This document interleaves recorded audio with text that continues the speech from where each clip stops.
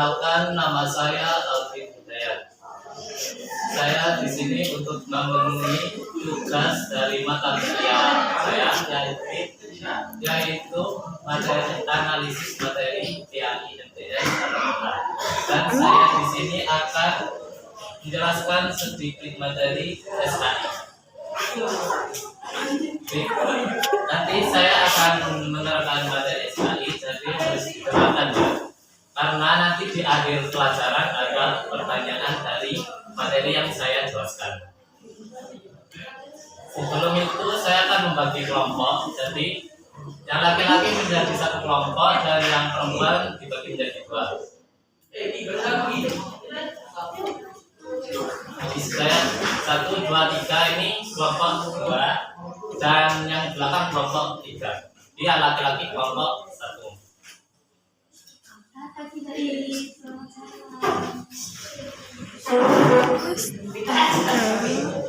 Saya absen dulu ya.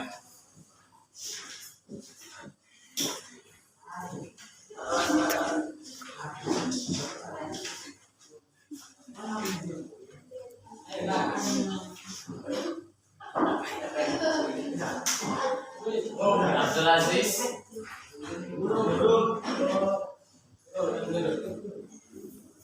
Amelia Putri Ramadhani.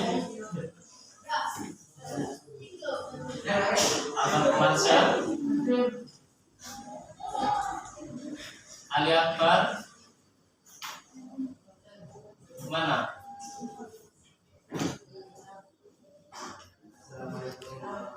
Aziza Sri Jadira Sari.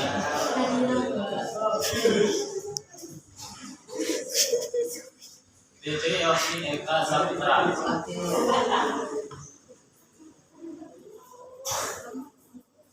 Febrianti Nilasari.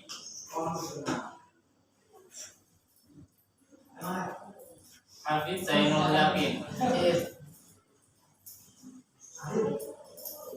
Jeffrey Muhammad Aidil. Lailatul Sudia. Waalaikumsalam warahmatullahi wabarakatuh. Laili Zahratul Maulidia. Lailatul Fitriah.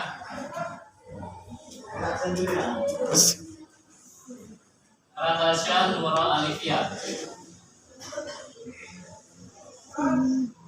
Raditya Maulana Abizati. Fatihah Yuni Wulandari.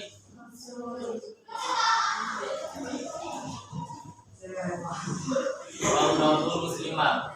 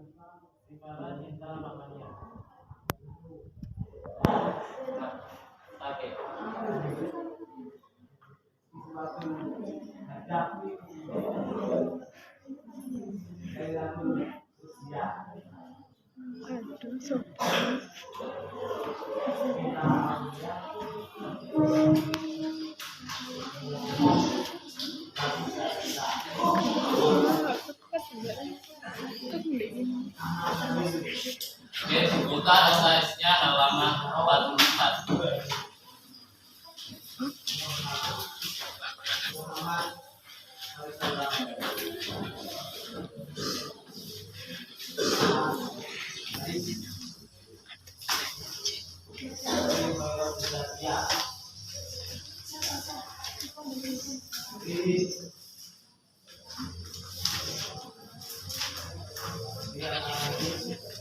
Sudah?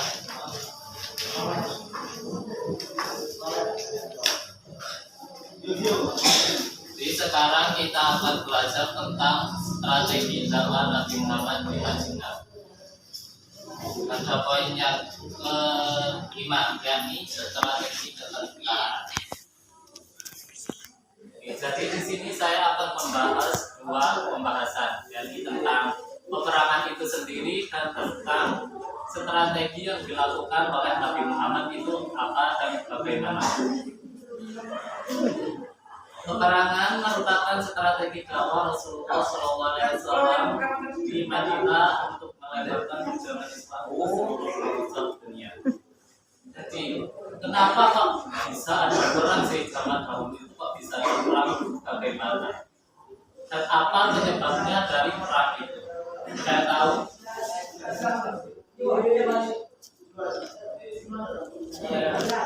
Jadi begini. Lalu pada zaman Nabi Muhammad itu banyak sekali perang yang terjadi. Jadi perang itu sendiri berfungsi untuk satu, menegakkan agama Islam. Jadi dari perang itu agama Islam ini supaya agama Islam ini nanti bisa kuat, bisa melebar dan meluas ke seluruh pelosok dunia. Jadi perang ini tidak bisa dihindari oleh Nabi Muhammad SAW. Kenapa? Karena dulu ada tiga.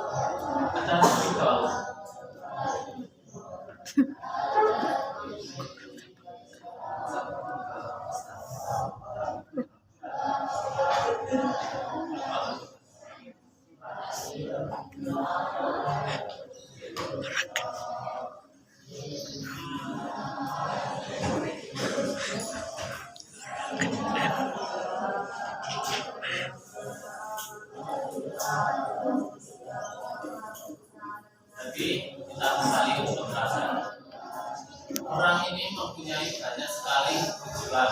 Salah satunya yaitu untuk menegakkan agama Islam, untuk menyebarkan agama Islam, untuk membela diri, dan lain-lain.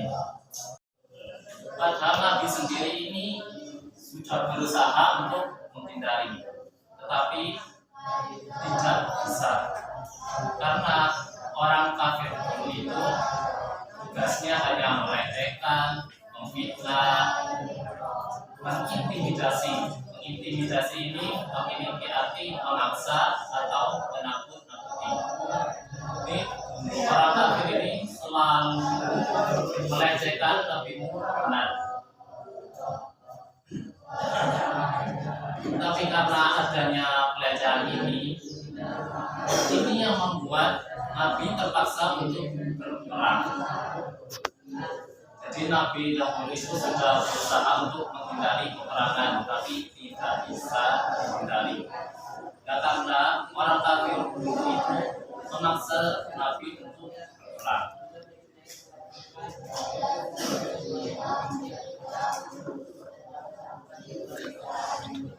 Selama hidupnya Nabi Muhammad ini telah menjalankan perannya yang sebagai Nabi dan Rasul. Satu. Yang kedua, sebagai pembuat hukum.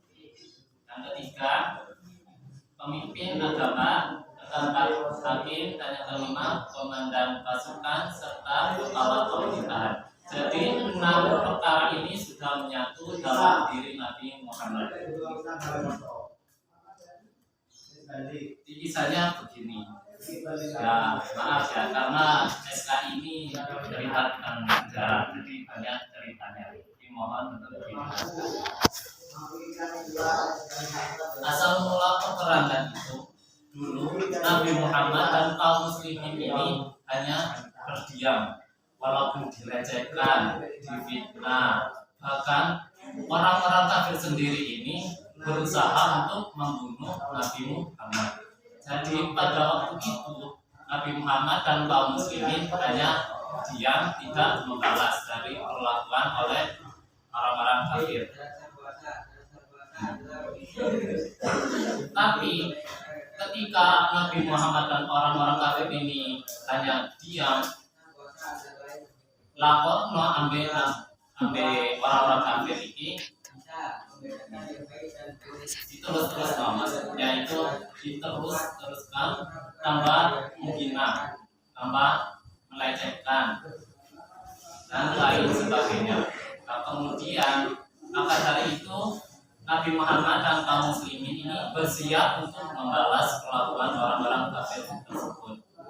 Jadi yang pertama itu dilecehkan hanya diam, dan yang kedua ini bersiap untuk membalas, tapi tidak sampai berperang. Ini hanya bersiap saja. Namun setelah itu datanglah firman Allah dalam Quran surat Al-Hajj ayat 39 yang berbunyi A'udzubillahi minasyaitonir rajim. Wa lilladzina yuqataluna bi annahum zulimu fa innallaha 'ala nasrihim laqadir. Jadi setelah orang-orang kaum muslimin ini bersiap untuk membalas, datanglah firman Allah ini yang artinya diizinkan berperang bagi orang-orang yang diperangi, karena sesungguhnya mereka dizalimi, dan sungguh Allah Maha Kuasa menolong mereka itu. Jadi yang pertamanya mula-mulanya itu hanya diam, kemudian bersiap, lalu datanglah firman Allah ini, maka orang-orang muslimin ini menyiapkan strategi untuk membalas perlakuan mereka.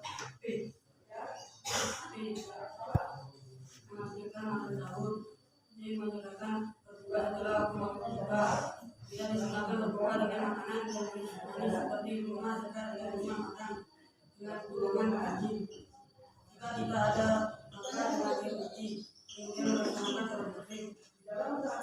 D. Juga orang tidak berpuasa. Berdoa dan berbuka puasa merupakan sunnah yang dilakukan Rasulullah Shallallahu Alaihi Wasallam. Ada satu waktu yang dijaga untuk berdoa dan menjelang berbuka atau puasa.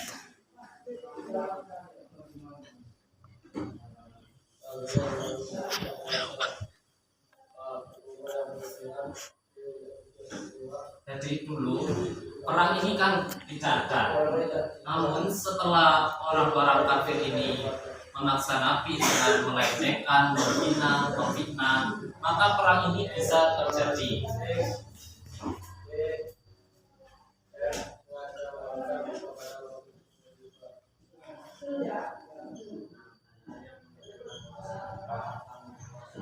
Dulu kan kaum muslim ini hanya sedikit. Jadi oleh orang-orang kafir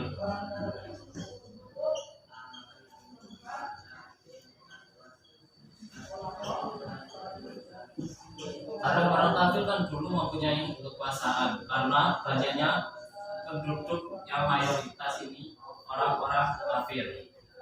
Jadi orang-orang kafir ini memaksa kaum muslimin ini dengan cara dilecehkan, difitnah. Bahkan orang-orang kafir ini ingin membunuh Nabi Muhammad. Jadi kondisi pada waktu itu yang pertama, kaum muslimin ini hanya diam.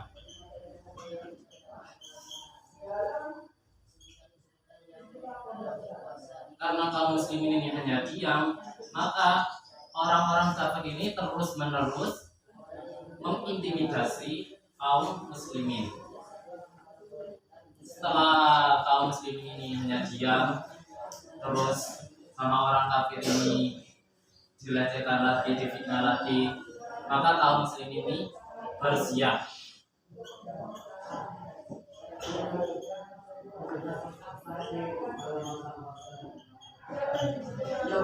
Nah, kaum muslimin ini bersiap membalas perlakuan oleh orang-orang kafir. Setelah itu, ketika ketika kaum muslimin ini bersiap, turunlah firman Allah pada Quran surat Al-Hajj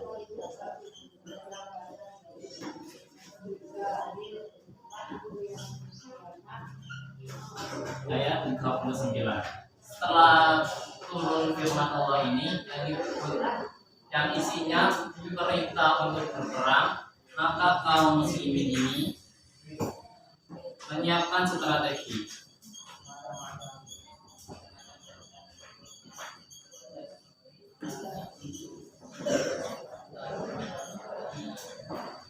Jadi setelah berdiam, terus bersiap membalas, dan akhirnya menyiapkan strategi untuk berperang. Jadi perang di sini yaitu untuk kebenaran, jadi bukan asal-asal perang. Di perang di sini untuk membela diri dan untuk melaksanakan perintah Allah dalam Quran surat Al-Hajj ayat 39.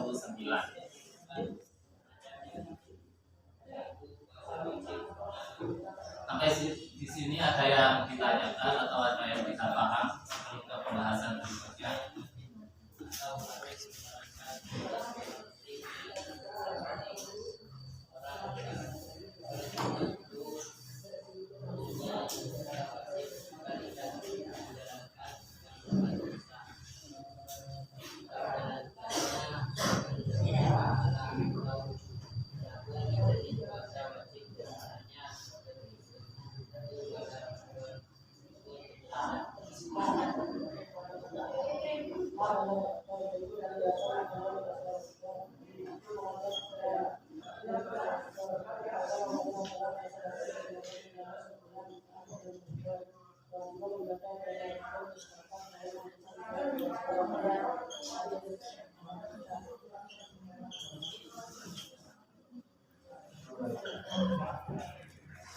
Pembahasan berikutnya yaitu peperangan yang diikuti langsung oleh Nabi Muhammad.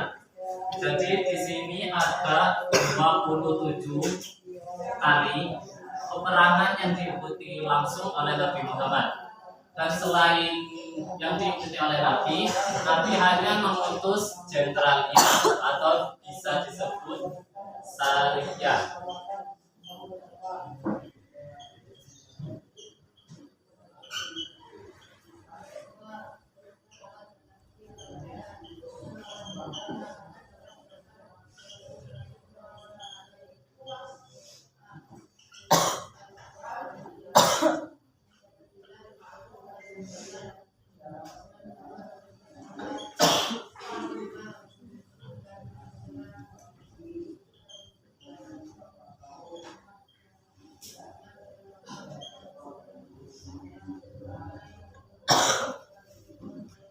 Ini bisa ditulis di LKS-nya atau di buku untuk tambahan pengetahuan.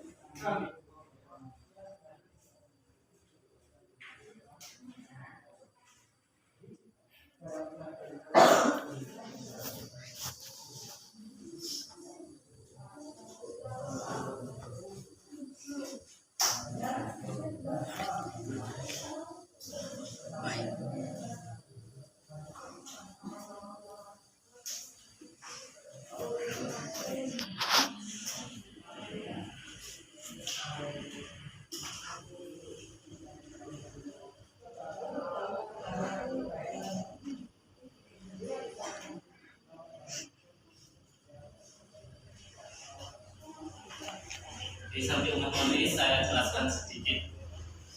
Jadi dari 27 perang ini semua terjadi setelah Nabi Muhammad hijrah ke Madinah.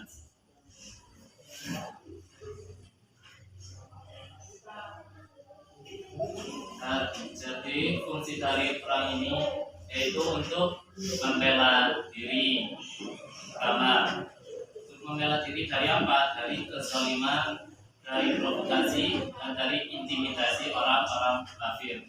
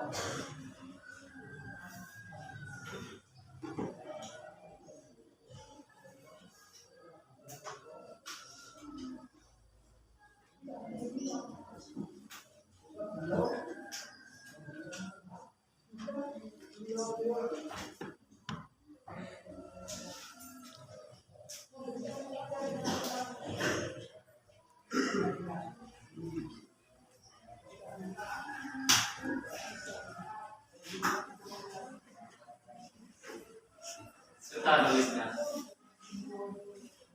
Kita kembali ke pembahasan. Jadi dari 27 perang ini semuanya terjadi setelah Nabi Muhammad hijrah ke Madinah.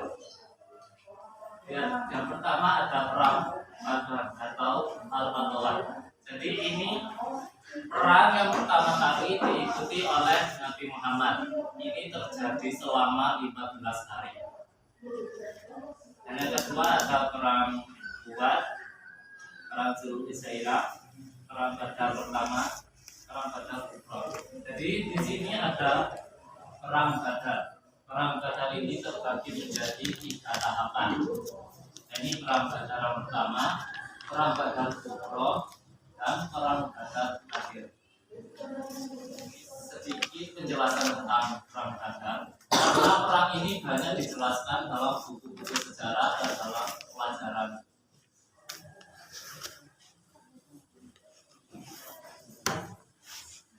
Ini sudah semua harusnya.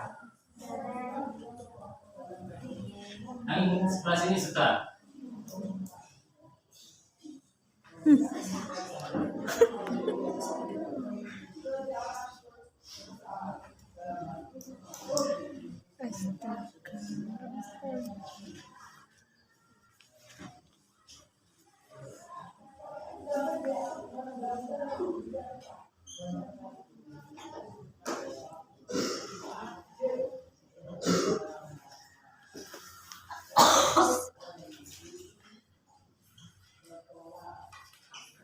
Perang Badar ini yaitu perang yang terbesar, yang mana dulu pada perang Badar ini kaum muslimin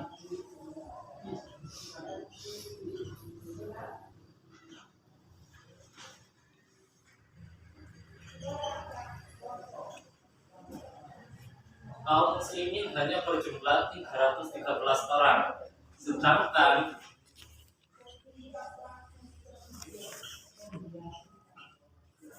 kaum kafir ini jumlahnya yaitu 1.300 orang. Ini bisa dikatakan yaitu 1:4. Kalau dipikir secara logika, pada perang Badar ini ya, kaum muslimin hanya 313, sedangkan kaum kafir ini 1.300. Apakah bisa menang? Pertanyaannya, apakah bisa menang? Bisa. Kenapa? Pada perang Badar ini Nabi Muhammad itu dibantu langsung oleh para malaikat.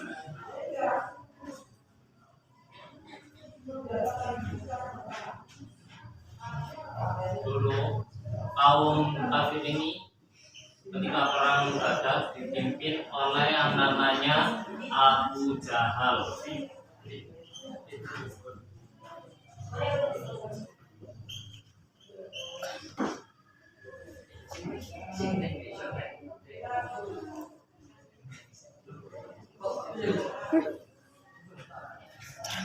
Jadi kaum kafir ini dipimpin oleh Abu Jahal. Ada yang tahu Abu Jahal ini siapa? Jadi Abu Jahal ini sepupu jauh dari Nabi Muhammad.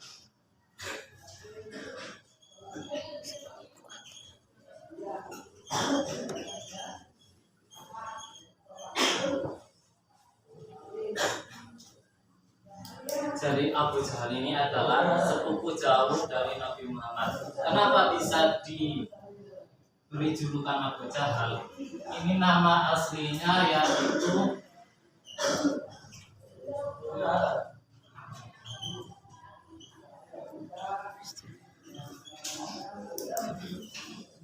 nama asli dari Abu Jahal yaitu Amr bin Hisham. Mendapat julukan Abu Jahal karena ini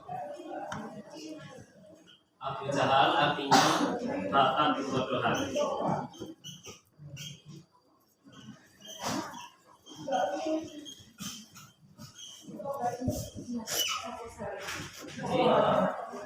Dulu namanya yaitu Amr bin Hisham.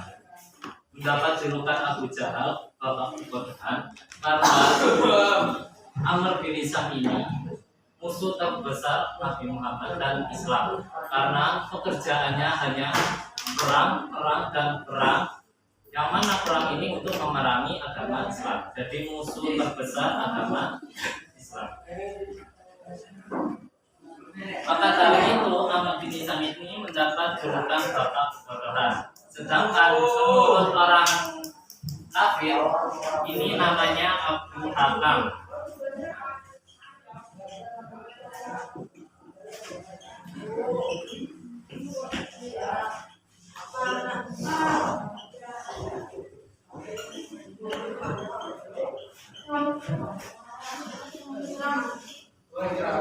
Bapak kebijaksanaannya orang kafir.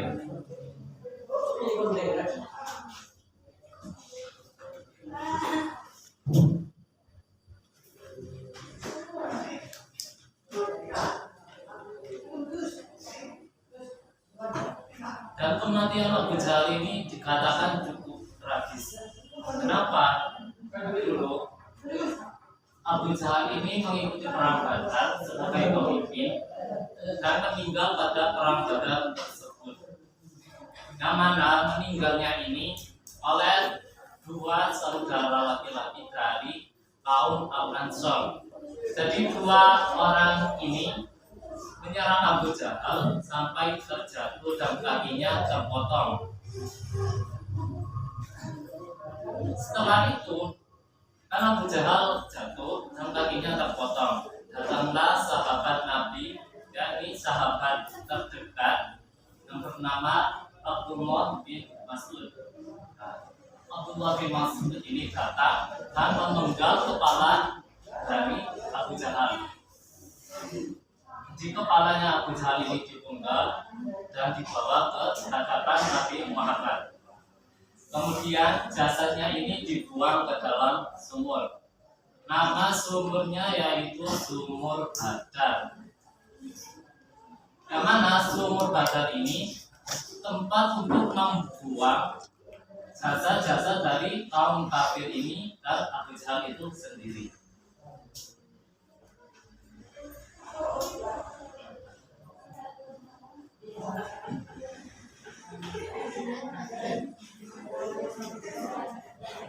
Sampai di sini ada yang ditanyakan di pembahasan yang pertama, yakni tentang peperangan.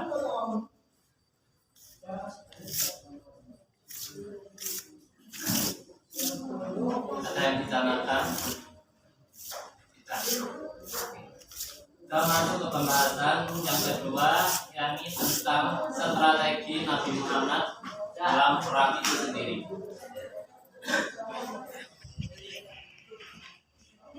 Strategi. Apabila kita berbicara tentang strategi, ini pasti tentang, bisa dikatakan, rencana, pola, posisi atau taktik. Jadi sebelum melaksanakan perang, kita harus mempunyai strategi yang matang untuk mencapai kemenangan. Jadi apabila strategi ini tidak ada, ya percuma saja kita berperang, kita akan mendapatkan hasil, malah kita yang akan rugi.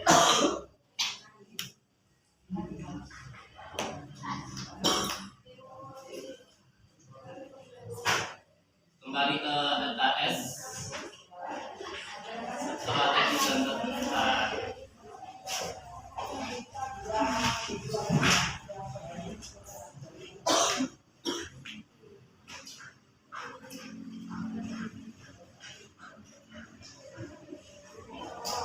Boleh dibaca Sakinah binti Maharani dan strategi ketentaraan.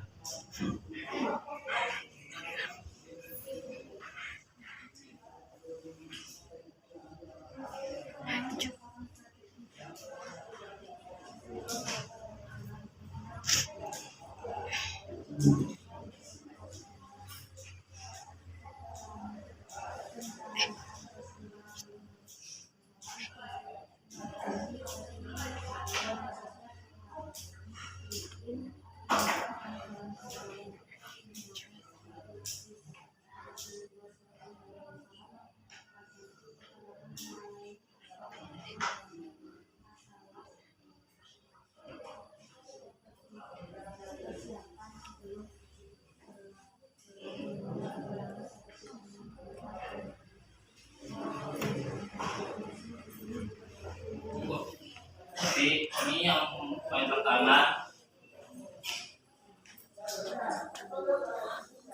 menghadapi peperangan antara lain adalah dengan adanya persiapan.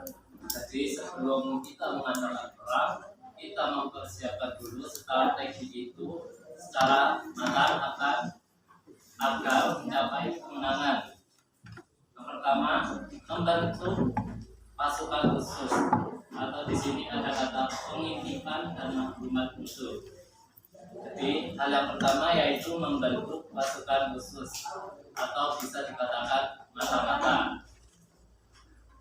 Dan tugasnya mata-mata ini untuk melakukan misi rahasia seperti mencari tahu kepadatan musuh, pengintaian terhadap aktivitas musuh. Jadi ini sangat perlu agar kita sebelum berperang ini mengetahui apa kelemahan musuh apa yang menjadi musuh itu buat. Jadi itu yang pertama.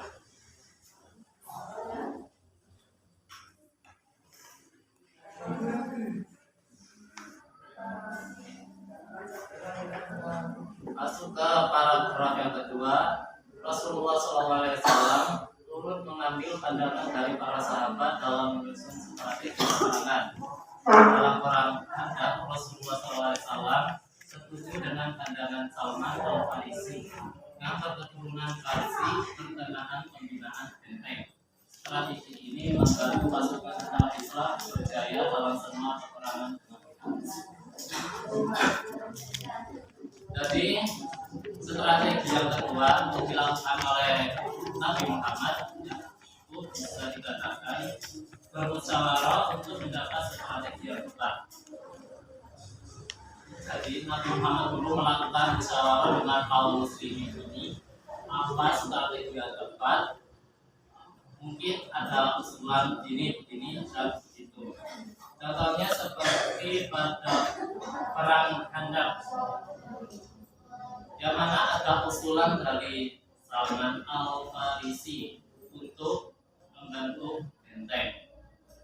Salman Al-Farisi ini berketurunan Parsi atau Persia.